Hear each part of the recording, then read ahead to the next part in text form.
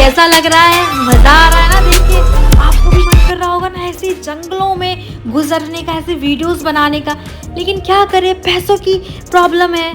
आपको आज मैं बताऊंगी कि सिर्फ 400 से 500 रुपये में आप कोई अच्छी सी ट्रिप कैसे कर सकते हो। तो आइए हम आपको लेकर चलते हैं एलिफेंटा केव्स की ओर।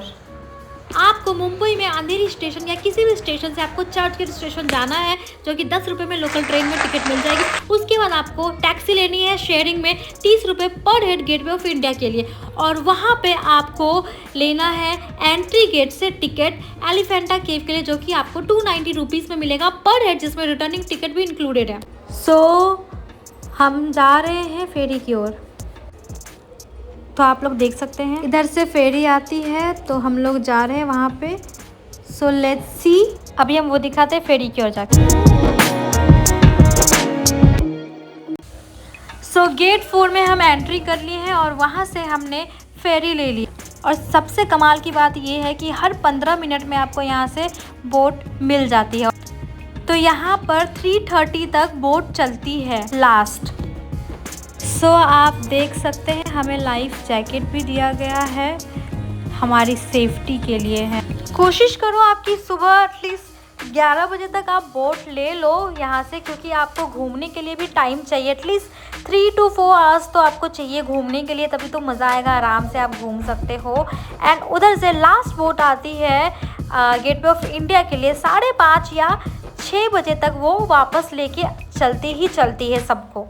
So let's start our journey.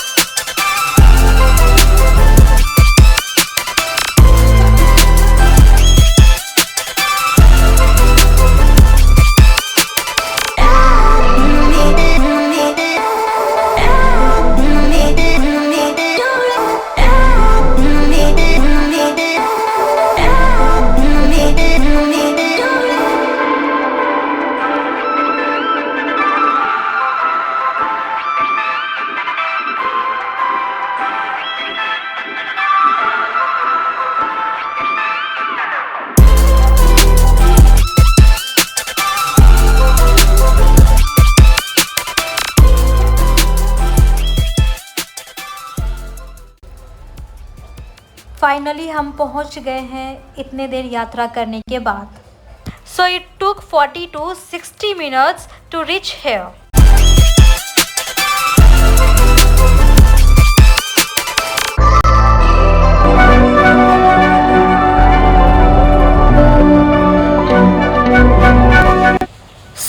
जैसे ही आप फेरी से उतरेंगे आपको एक मिनी ट्रेन टिकट का काउंटर दिखेगा। So you can book your ticket from there, and after that you can sit in the mini train. So ticket cost is 18 rupees per head, so you can book your ticket and enjoy this ride, and it will take 3 to 4 minutes to reach there.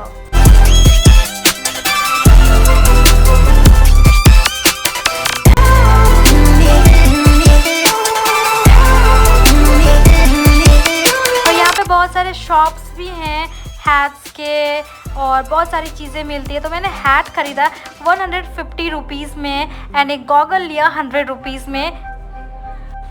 सो यहाँ पे 5 rupees पर head देकर आप enter कर सकते हो।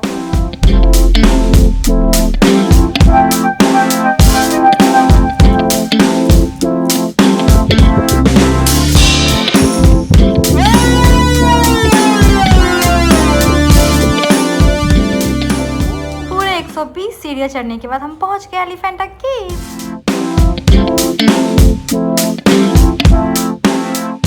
पहले इसका नाम था घारापुरी गुफाएं, लेकिन अब आप इसको एलिफेंटा केव्स के नाम से जानते हैं। लेकिन क्यों? इसके लिए आपको यहाँ पे आना पड़ेगा, because everything is in history. So यहाँ से आप कैनॉन हिल की तरफ जा सकते हैं, लेकिन इसके लिए आपको कुछ सीढ़ियाँ चढ़नी पड़ेगी। So let's go.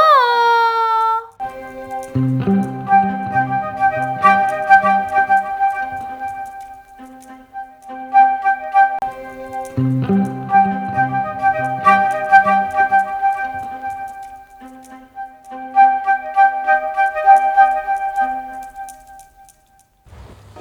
हम वहाँ पहुँच गए जहाँ हम पहुँचना चाहते थे. So this is a Portuguese cannon and it has been here from 400 years. So here are two cannons. So ये cannons यहाँ पर क्यों है? इसका जवाब जानने के लिए आपको वीडियो को एंड तक देखना पड़ेगा. लेकिन उससे पहले मैं आपको एक बहुत ही ख़ास चीज़ दिखाने वाली हूँ जो कि यहाँ पर एक गार्ड ने मुझे बताया है, जो कि काफ़ी ज़्यादा रहस्यमयी झील है. तो आप देख सकते हैं समुद्र चारों तरफ है, उसके बीच में ये मीठे पानी का झील है.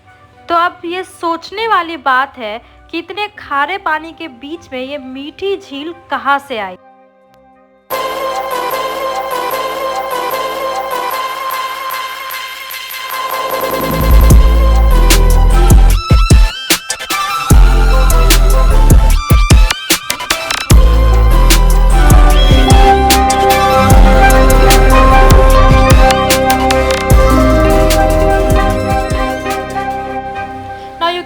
Your entry ticket from here which is 35 rupees per head and most important thing आप हो सके तो कैश कैरी करिए बिकॉज यहाँ पे नेटवर्क का बहुत ज़्यादा इशू है.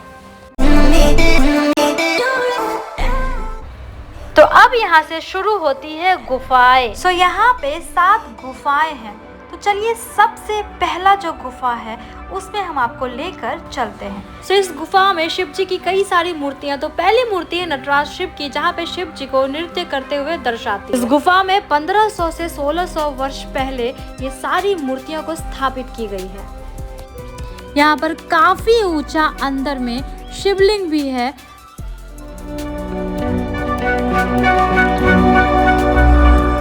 त्रिमूर्ति, इसमें शिव जी के 3 चेहरे को दर्शाया गया है. पहला सृजन ब्रह्मा, दूसरा पालन विष्णु और तीसरा विनाश महेश का प्रतिनिधित्व करती है. इस गुफा की सबसे ऊंची मूर्ति है ये, जो कि लगभग 20 से 24 फीट की है. इस गुफा का निर्माण 450 से 750 ईस्वी के बीच में माना जाता है. कहा जाता है कि शिव जी जब ध्यान में थे तो उनके माथे की दिव्य ज्योति से एक अंधा और कुरूप बालक उत्पन्न हुआ, जो कि बाद में अंधकासुर के नाम से जाना गया. जब उसने अपनी माँ के प्रति वासना जगाई तो शिव जी ने उसका वध कर दिया और उसके बाद उसे त्रिशूल पर उठा लेते हैं. आप देख रहे होंगे कि ये मूर्तियाँ खंडित है, लेकिन ये मूर्तियाँ खुद ही खंडित नहीं हुई है, इसको खंडित किया गया है. तो मैंने आपको जो पहले दिखाया था जो तोप, उसी तोप से इन मूर्तियों को खंडित किया गया है. इसकी और भी हिस्ट्री मैं आपको धीरे धीरे बताती हूँ. कल्याण सुंदर मूर्ति, ये मूर्ति शिव जी और पार्वती जी के विवाह को दर्शाते हैं, जहाँ इन्होंने एक दूसरे का हाथ थामा हुआ है. ये है गंगाधर शिव जी की मूर्ति, जहाँ पर शिव जी की जटाओं से पवित्र गंगा नदी के अवतरण को दर्शाया गया है.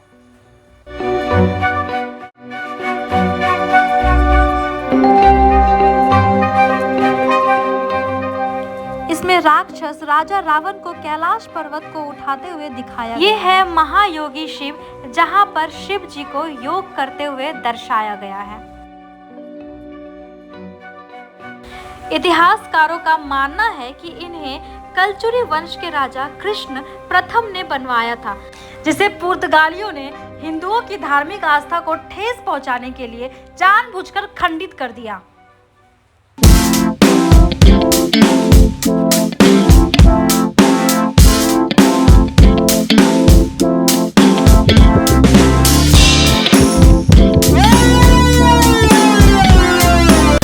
तो चलिए ये रहा दूसरा केव.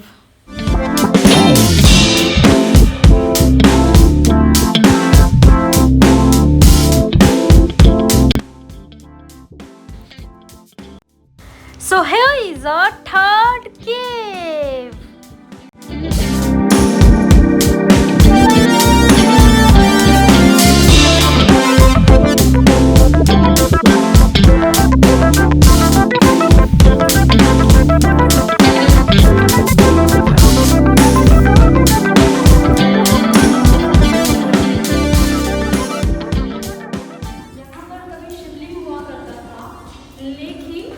पुर्तगालियों ने शिवलिंग को नष्ट कर दिया।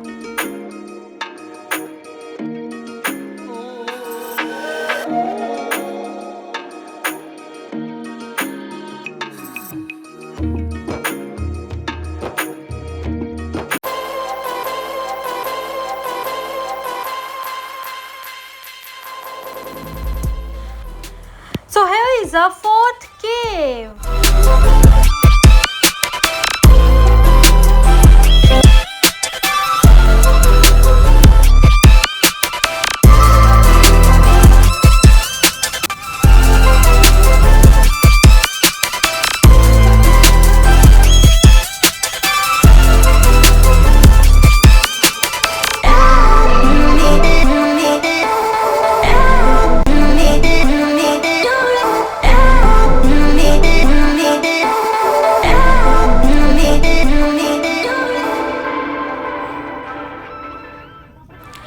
So here is a fifth cave, but ये अभी फ़िलहाल बंद था, I don't know why.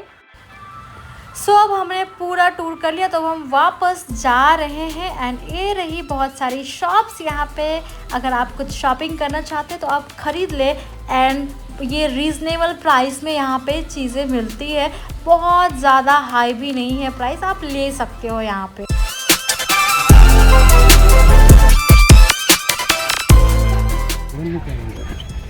तो पहले हम आए थे टॉय ट्रेन के थ्रू, लेकिन अब हम वॉक करके जाएंगे। हमें दोनों एक्सपीरियंस करना था, टॉय ट्रेन का भी एंड वॉक का भी। सो टॉय ट्रेन से तो हम आ गए, बट अब by walk we are going, हम फेरी की तरफ जा रहे हैं। सो मज़ा आया काफ़ी ज़्यादा, अच्छा लगा यहाँ पे आके। You can also visit here. Okay, thank you, bye bye.